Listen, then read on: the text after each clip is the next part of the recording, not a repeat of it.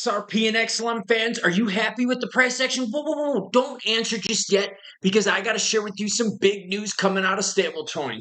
Charles is also rocking the boat. Goldman Sachs CEO is throwing FUD. Price action at the end. I say lots of naughty things, so here's your warning. Happy hump day, everyone, and how are you doing today? By the way, you notice a difference in the sound? Hopefully I got it fixed. Before we get into the crypto news, your comments come first because I care about the viewer the most. That's why I'm doing news while on vacation. Overcoming and Thriving starts us off and says some really great news. Also love seeing Rome 2 Total War being played behind in the mirror. Oh, yeah. Well done pointing out the game, kind sir. Zup Power says sound quality is so bad. I know. Hopefully I fixed it. I had a backup mic with me. I've got that running right now, and I changed the settings, so hopefully I got it all figured out. What else do I got for Obadiah 720 says, bro, as usual, great content. I was thinking, what's the deal with the pre-sale coins? Example, Microsoft Coin Stage 4, pre-sale less than a penny. Am I seeing tokenization? No, you're seeing people trying to screw you out of your money. Microsoft isn't tokenizing jack shit. Not right now. A bunch of these players are out there, what? They're waiting for the regs. And in fact, Microsoft's board even voted against adding crypto to your books. So guess what? The tokenization you're seeing is people trying to take your money. Bitcoin sitting at 104,523. ETH is 3263. XP is 316. Well, XLM's at 43. We're going to talk price, but you got to see these articles first and some comparisons. TRX, I'm not going to touch it, so I'm not going to talk about it. Doge, where's Trick at? I know he's in the house watching. 35.8. By the way, look at ICP now. Under $10 to 9.22. What's going on? A little bit of pump and dump. Ooh, Goldman Sachs CEO sees BTC as a speculative asset, not a threat to the dollar. How many of you watching right now really believe BTC is going to be a threat to the US dollar? I look at it as like an investment asset, as a store of value. I don't look at the US dollar as an investment or a store of value. I sure as hell don't look at it as a store of value. I just think the Goldman Sachs CEO, David Solomon, is throwing a little shade at the market and trying to piss on the fire. At the end of the day, I'm a big believer in the US dollar. I think the US dollar is super important, Solomon said in a Wednesday interview. Hey, that's today? That's why you hit the subscribe button, because I bring you the hot and juicy news no matter where I'm at. Bitcoin is an interesting speculative asset. I don't think there's a lot of words to say. I don't see Bitcoin as a threat to the US dollar because they're two totally different things. That's like me saying, I don't see motorcycles as a threat to Porsches. You're like, well, no shit, Klaus, because one of them has 2 wheels, the other has 4. Yeah, and they're used for 2 totally different things. Yeah, I know my analogy could have been better, but my brain's a little fried because I haven't gotten acclimated to sleeping at altitude yet. Stables are hot, historically hot.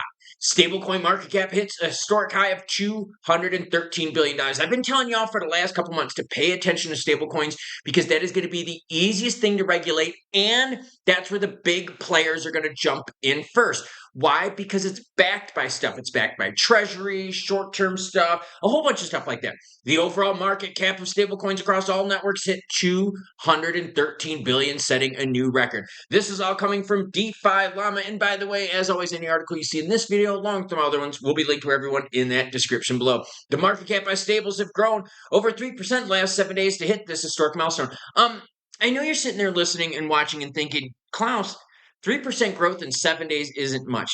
This is stable coins we're talking about, everyone. And when stablecoin growth is happening, that means players are putting money on the sidelines, earning some yield, getting ready to buy some alts.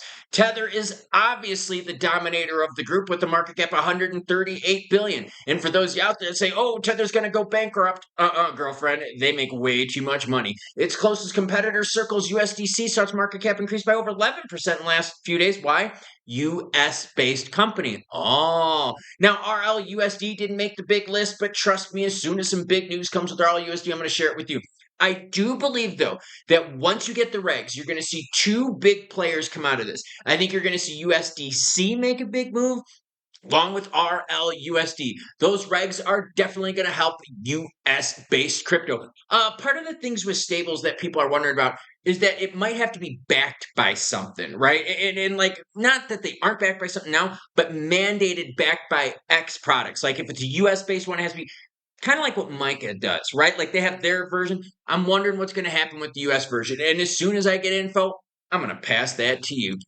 Charles is out, and y'all know I hate Charles, except for when he's at the airport, like showing up with like hot chicks and stuff like that. Then I'm like, yo, Charles, what kind of action you got going on? But I got to agree with Charles on this one, and I got to think that Buterin's just a little crying bitch boy. Charles Hoskinson calls out Buterin's leadership at Ethereum. In a response to an ex-user, Buterin said efforts to get Miyachi to step down are counterproductive. He also said he's involved in selecting the new leadership of the team of the Ethereum Foundation, which raises questions about the foundation's governance. Basically, put it to you this way.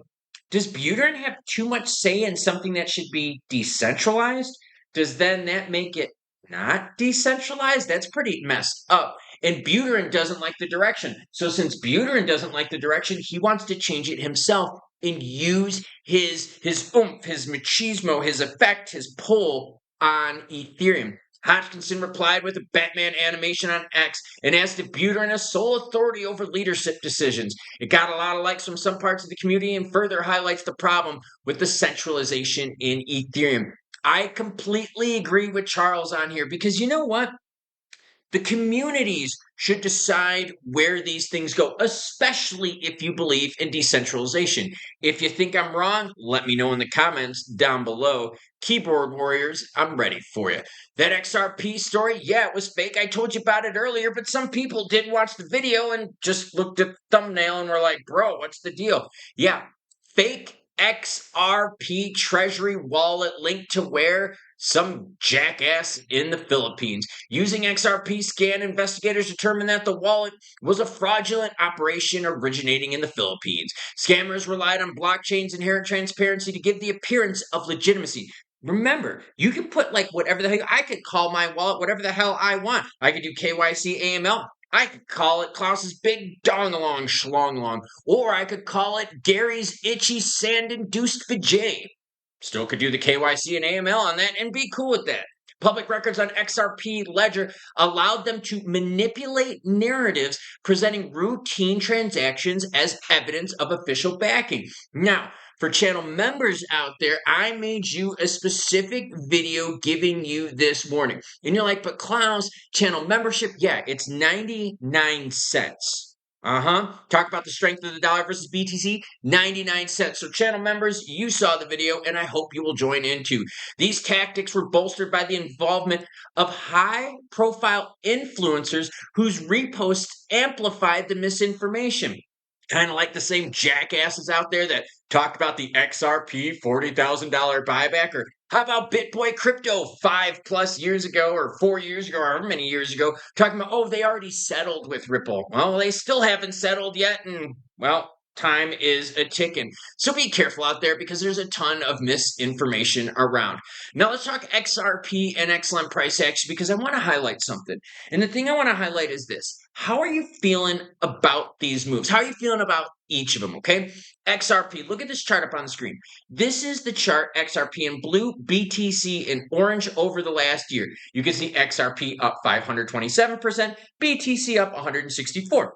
For the majority of this last year, BTC was dominating XRP. But then when the election happened, well, XRP started taking over and started roaring. Why? Because BTC got the free pass, SEC suppressed XRP and other alts price action. So now that the SEC losers are gone and they've been replaced by new people at the SEC, I got to be careful because I can't call the SEC losers anymore because now they're winners.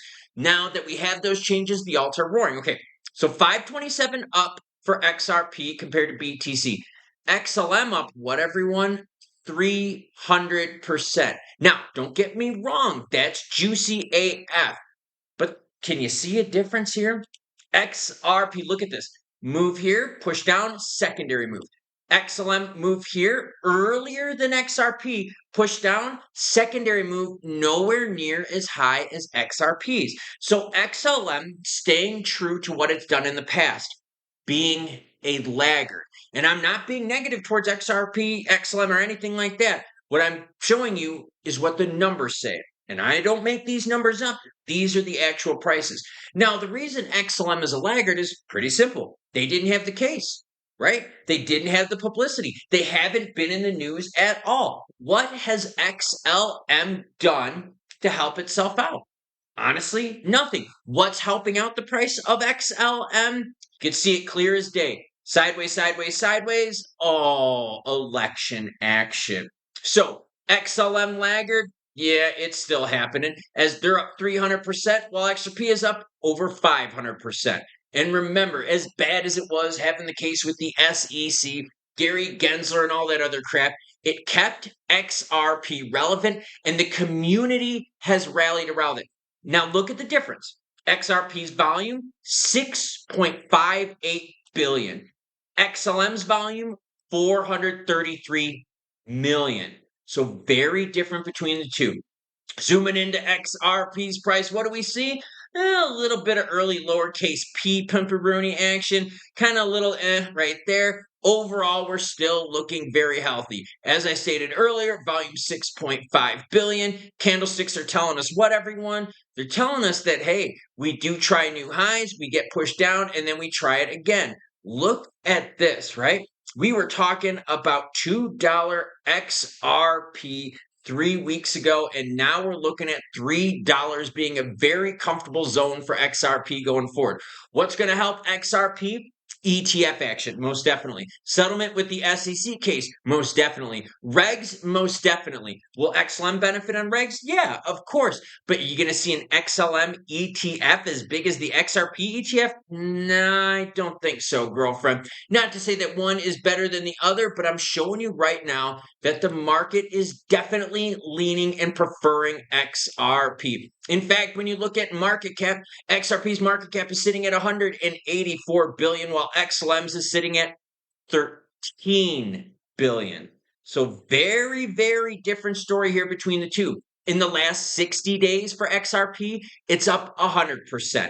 XLM down 1%. So not the best for XLM, but it is good to see that they're all doing their own thing at different times. And that's what I like to see. Now, watch what happens when I compare XLM, though, to XRP. This is going to really shock you. Give me a second here. I will put that up. Where the heck did it go? XRP, where you at, girlfriend? Hold on a second here. Give me a second. I'm having a little bit of technical difficulties here. Trying to find it. There it is, right here. All right, comparing it to XRP, you can see clear as day. XLM made the earlier move. XRP made the move a little bit delayed. XLM really got pushed down quite a bit. XRP got pushed down some, but roared back even higher. There are way more news events coming up that are going to be bullish for XRP than XLM. So now that you've seen all this data, how do you feel between the difference of XRP and XLM? Are you happy with the move? XLM holders, are you happy to be up 300%? I would hope so. XRP holders, are you happy to be up 500%? I sure as hell hope so. But between the two, we've definitely seen the market choose a favorite. Oh, and I know I'm going to see it in the comments. Oh, bro, you're hating on XLM. It's not hating. It's showing you the numbers that the market is definitely preferring one over the other. Have both grown quite a bit over the last several months? Yeah, but one has grown more. Does one have more than the other in terms of positive news coming up? Yeah.